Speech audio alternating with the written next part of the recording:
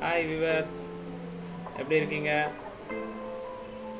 இன்றைக்கி நம்ம மைக்ரோசாஃப்ட் விண்டோஸோட ஒரு ஹிடன் ஃபியூச்சர்ஸ் காட் மோட் அதை பற்றி நம்ம இந்த வீடியோவில் பார்க்க போகிறோம். Welcome to our channel open tech support.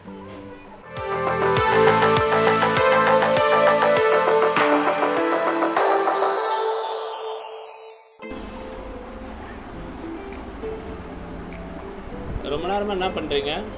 Control panel செட்டிங்ஸில் புதுசாக ஏதாச்சும் இருக்குமான்னு பார்த்துட்ருக்கேன். உங்களுக்கு என்ன தெரிஞ்சால் சொல்லுங்கள். இருக்கேன். நம்ம மைக்ரோசாஃப்ட் விண்டோஸில் ஹிடன் ஃபீச்சர்ஸ் ஒன்று இருக்குது. அது ரொம்ப புதுசாகவே இருக்கும். ஓ அப்படியா? கொஞ்சம் சொல்லுங்களேன் தெளிவாக. Yeah sure. ஸோ மைக்ரோசாஃப்ட் விண்டோஸோட காட் மோட் ஹிடன் ஃபீச்சர்ஸ் நம்ம இப்போ பார்க்க போகிறோம்.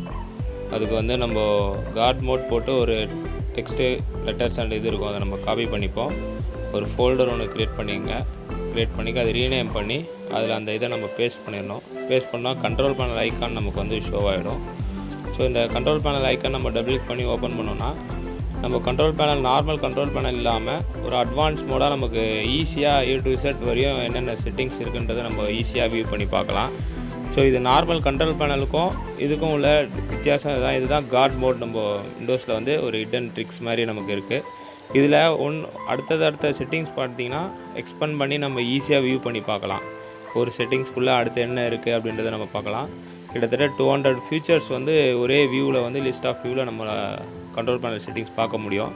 நார்மல் கண்ட்ரோல் பேனலில் இதில் நம்ம பார்க்க முடியாது.